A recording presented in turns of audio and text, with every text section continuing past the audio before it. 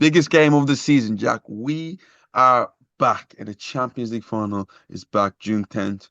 Inter Milan versus Manchester City. A final that, Jack, let's be truthfully honest, at the start of the year, we probably seen one of these teams going in, but the other one, very, very, very Yeah, unlikely, Jack. Man City have had a good year, haven't they? Both teams have had a good year. I feel like Inter Milan, to be honest, have went under the radar, Jack. They literally just they literally just won the Coppa Italian, Jack. In these sort of competitions, Jack, they play very, very listen, Jack, they play very, very well. So I don't think it's something that when I hear a lot of people's like, how do they have a chance? I get it. City have been swashbuckling. City have been incredible to watch, have beaten teams, have not just beaten teams, embarrassed teams. The way that they beat Real Madrid has been unbelievable. But people need to appreciate and understand what Inter Milan is able to do, Jack, in these cup competitions this year. It's not an accident that they're like, Jack, they're in this position, Jack. Well, you mentioned Coppa Italia success. Um, and again, we'll start talking about this. Maybe I can start bringing it up now. Coppa Italia, huge, right? James, they're going to probably finish third. So Champions League football is already secured. This isn't a Roma situation where you have to win the Europa League to make Champions League. They're kind of good. No one's expecting them to win. They've already had a great season. So that kind of mental side of it starts to come in it of you can play without fear. Again, what exactly is the problem if you lose to Manchester City in a Champions League final if you're Inter Milan and you've already won a domestic cup and you've already made top four and you're already secured Champions League for next year? What exactly is the problem if you're Inter Milan if you lose this game? Absolutely nothing. So go for it. Absolutely go for it. There is no defending what you have kind of thing. Go for it. Why not? Jack, to me, they go into the game in my opinion, just is not only complete underdogs, but as a free hit. All the Yeah, pressure is on totally. Manchester. All the pressure is on Manchester City. Manchester City are chasing history. We don't know what's going to happen in the FA Cup final, but let's just say if they do go on to win that, they will have a chance not only to win a treble, Jack, but to win their first ever Champions League. And Jack, we've seen what happened a few years ago when they got into a final with a chance to win their first Champions League. We've seen the stutters there, so it's not a thing where they have Inter Milan have any pressure. All the pressure, all the expectations is on Manchester City to get the job done. And let's see if they will. Let's break it down if they will. Jack, let's talk about how this game can be won from Inter Milan side. Yeah, the underdog team. Where do you think, Jack? What areas do you think that they can exploit against Manchester City and get the win, Jack? What I see two ways. First of all, and we saw this in the semi-final, this is a team that can play with the ball. They can play possession dominant, retain possession, recycle the ball, be patient, wait for openings football. That they can do that. Will they be able to do it against Pep Guardiola and this Man City team? Well, no, they won't. Right. So you've, in my view, and again, I may be wrong. You're actually probably a better judge of this kind of thing than I am. But there are two key ways that Man City can get at and be threatening to Man City. Number one is a half chance, or maybe even we'll call it a quarter chance, falls to the boot of Edin Dzeko. And Edin Dzeko does something, and we all go, how the hell has he managed that? Right? Ball comes in from a cross, awkward position, has to contort his body in a weird way, but he gets a contact and as such, and then it goes in the top corner, and you go, right, how the hell did we account for that? Because you can't. I think I've mentioned this to you before. There is a little bit of Robin van Persie-esque caliber to Edin Dzeko. Edin Dzeko is one of the most underrated strikers of the most recent era. We talked about this, I think, in our semi-final build-up. This guy's an absolute stud and deserves to be talked about with that kind of second tier of strikers of this last generation. That's one way. Okay, but we can't rely on that. Let's be clear. Then the stars need to kind of align for something like that to happen. The other way, James, that I see it, those three centre backs, and again, it will probably be two of these three. I'm not so sure about of all these three, but with D'Ambrosio, Bastoni, and Darmian, I believe they're going to be, because there's three of them, I believe DiMarco and Dumfries will play a lot deeper. They're not going to be as pushing high up as possible. It'll be more likely a back five than it will be a 3-5-2. It's more likely to be a 5-3-2. And I know, generally speaking, they're quite interchangeable. But I think those three will be given license to step up. So when Diaz or Stones or Akanji or Walker or even Rodri plays a ball into De Bruyne, Haaland, Silva, Grealish or Gundogan, I do believe that D'Ambrosio, Darmian and Bastoni will come through them. Now, a couple of times, you and I both know, they're going to go through the back of them and they're going to try and rattle them, right? Kick their back legs in a little bit, do that kind of thing. But James, there will be the odd time where they can get to the ball ahead of the Man City player receiving the ball. If that then finds Brozovic, Mkhitaryan, Barella, Dumfries and DeMarco are gone, Martinez is running a channel, Dzeko's maybe come short, whatever. You can have this kind of fluid counter-attack that can take place to get at Diaz or Stones and the space in behind the Man City team, which you and I both know is going to be super high, right? Yeah. Now, down that left-hand side, who's the great equalizer? And we saw it in the more recent games, Kyle Walker. You can't really do counter-attacking against Kyle Walker. It doesn't really work. But James, everywhere else on that pitch, they can be got at. And with Lautaro Martinez and the way he's played this year, I'm going to back him to do that. They have the ability. And again, it's not just a long ball hoof up the field. Brozovic to Mkhitaryan out wide to Dumfries to Dzeko to Martinez, goal. That kind of fluid counter-attack, I guess you'd call it, along the floor, long sweeping, firm passes along the floor type counter-attack is something we might see from this Inter Milan team. But James, you and I both know this is going to be soaking up pressure and seeing how they can do on the break. So, yep.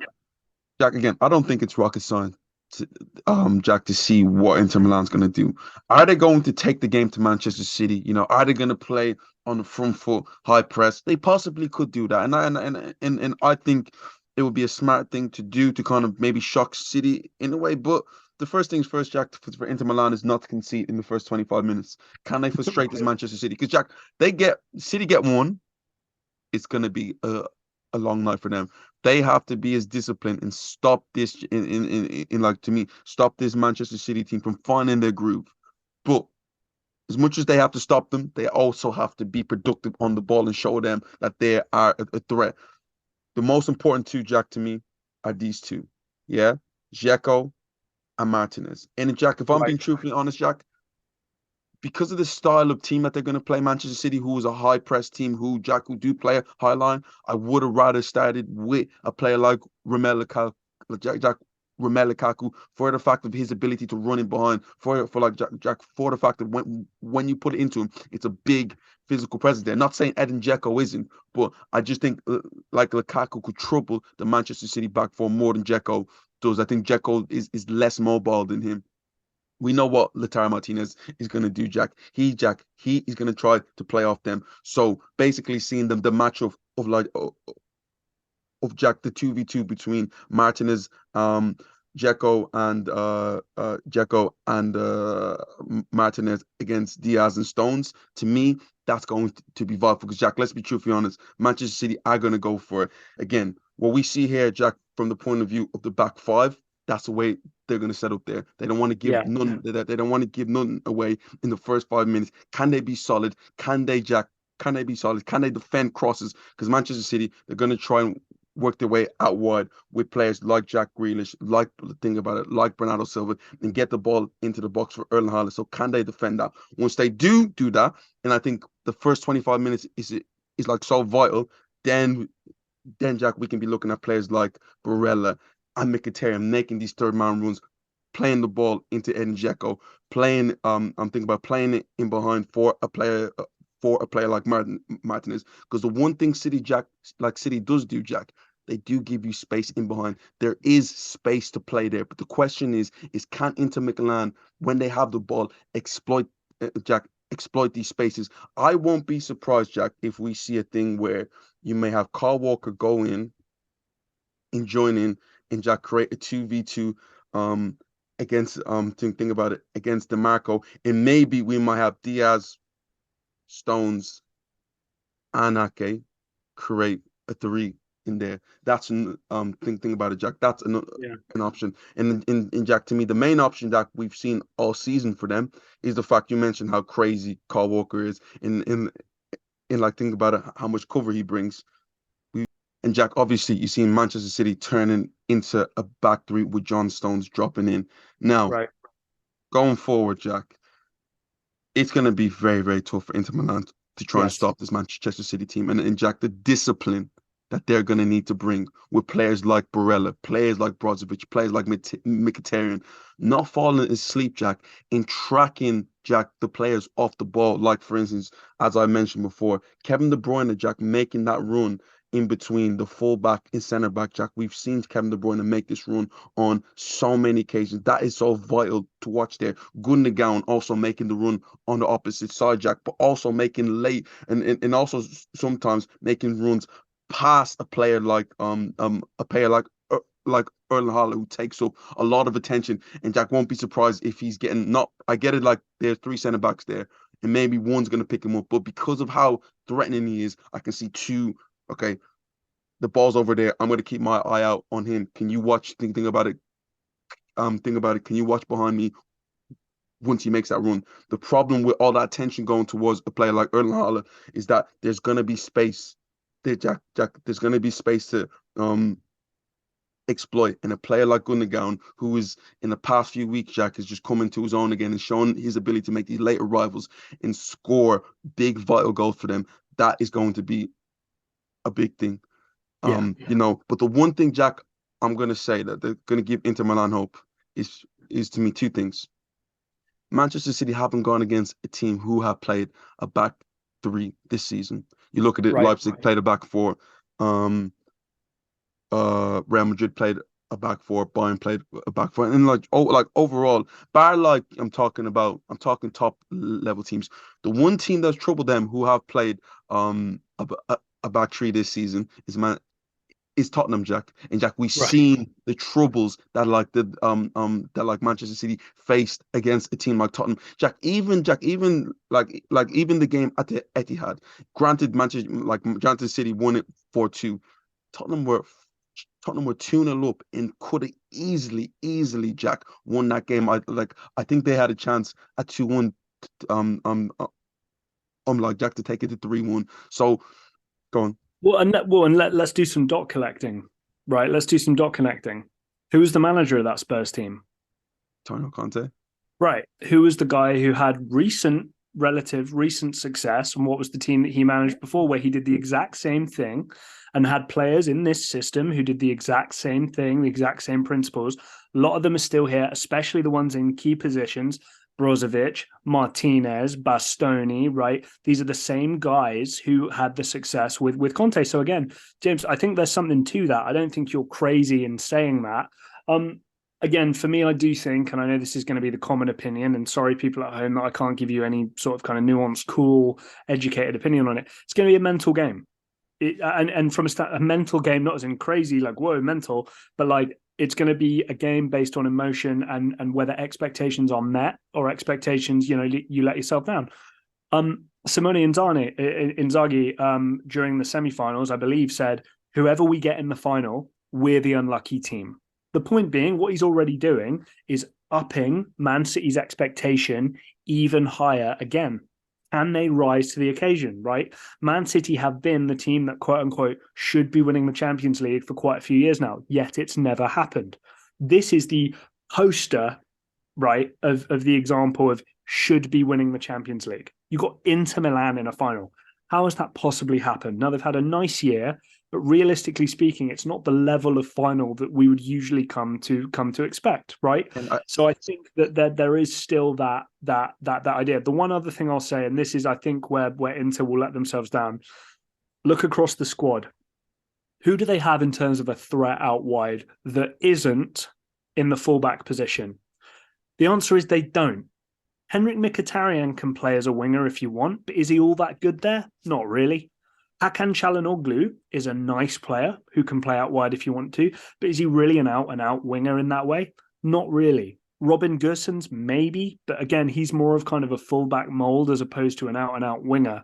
They really are this kind of funnel down the middle team that overly rely, in my opinion, on their fullbacks, and then the extra work rate defensively and offensively that those two shutter midfielders, right, in Barella and Mkhitaryan, the work that they have to get through. So again, I do think it will be a very simple, you come and attack us and we'll try and break on you type game. But James, like I've said, with Edin Dzeko, he can have a half volley from 30 yards out that goes in the top corner and you go, What the hell was that? That's something that he's capable of. It It's is. Listen, Jack, it is something out of nothing. But the one thing I realized is that both teams have had a very, very good defensive record this Right. this season overall. But Jack, Inter Milan, I think, is equaled. I think the amount of clean sheets kept. I think in the Champions League campaign. I'm not fully sure about that stat, but I know for a fact that they've had a fantastic defensive record. But another thing, Jack, I've recognized is that Manchester City's dominance mainly came from home games. Yeah, the game against Leipzig, it was 1-1. Jack, at home, they win 7-0 at the Etihad. Yeah, they play Bayern, they win 3-0 at home, 1-1 in Bayern. Madrid, 1-1, they beat them 4-0 at home. So their dominance have mainly come at home. The one thing that people, and Jack, I'll also say this, Manchester City failed to be any of the top nine teams away from home this season in the Champions League. This final isn't playing at the Etihad Stadium. It is played No. at a like at a neutral venue where Inter Milan this season, Jack, have been a well-traveled team. And So James, interestingly as well, kind of an iconic venue because what was the last final in Istanbul that we all remember or that comes to mind? Istanbul, Which, 2005, but James, you know. which team lost that final? Right? Was it an Italian team and was it an English team? Right now, you might think, oh, it's a good omen because Man City will win it because the way Liverpool won it, right? But I can't think of a better motivator than for Inter Milan if where their cross-city rivals failed, they succeeded. The Nerazzurri can go to Istanbul and they can do it, right? That would be kind of the idea. I don't know. It's interesting. But Jack, okay, let's push you right now. Who do you got winning this whole thing? Yeah, is it Inter Milan? Is it Manchester City? I think Inter might. I think what Inter will probably do is I think they will be able to get through that first 15 minutes or so, and everything will die down. I then even think that they could get lucky, right, and they could score a goal right from a set piece, a deflection, a penalty. They could kind of ride their luck a little bit and could maybe even be ahead. But I think the quality just tells over time, over the course of the game. I think Pep's had a long, long time to think about it. As much as I think the FA Cup final is important, Pep knows what the real priority is here. As big as the treble is, you have to take it game by game. I think he knows in his head what is the most important thing, and he knows that is the Champions League for the owners, for himself, and for these players. So I think he'll have been well prepared for this game and what Inter are going to be are capable of doing. So over the course of time, even if it is 1-0 Inter after 20 minutes, 30 minutes, I think 3-1 within 90 minutes, Man City win this one. I feel Inter Milan need to keep it solid in the first 25 minutes. Anything given away during that time, and it could be a serious, serious blowout there. I think after a certain period, I picked City to win it. So I was gonna pick Inter Milan, but as I said, I think when teams are on for a treble, they usually go on to win it. We've seen now with Bayern twice. We've seen now with Inter Milan, Manchester United, and Barcelona on like on a number of occasions. On a number of occasions, so teams usually don't drop the ball in this situation. There, I don't think if City did lose this final that they would recover from this as a club overall because they'll Right. never get a better opportunity to win this Champions League. City will win, I think, in a tough, tough game. Because yes, granted, City like blown out teams, but this is in a neutral venue. Inter Milan are going to give Manchester City an absolute run for their money, and I possibly see City winning this, Jack, 2-1. We may be Wow. going Yeah. into extra time, Jack. And again, we mentioned this, right? Coppa Italia, tick. Third in Serie A. I know we've still got the final match day, whatever, but tick, right? So Champions League's already done. They've already won a cup. They've already had I would argue, a great, great season, right? They can play without fear. They can do whatever the hell they want. Some of these guys, James, as well, are kind of old or kind of at the peak of their careers. This is their time to shine, and they're going to just throw absolutely everything at it. And again, I really wouldn't blame them for doing so. Well, guys, you heard it from me and Jack. Inter Milan fans, Man City, I was gonna say Chelsea, Manchester City fans. Let us know what you think. Why is your team gonna win, and will your team win? Comment down below. Let us know. Like, share, and subscribe. This is Box to Box Football, and I'm late for football myself, guys. So I gotta go, and me and Jack will see you next time.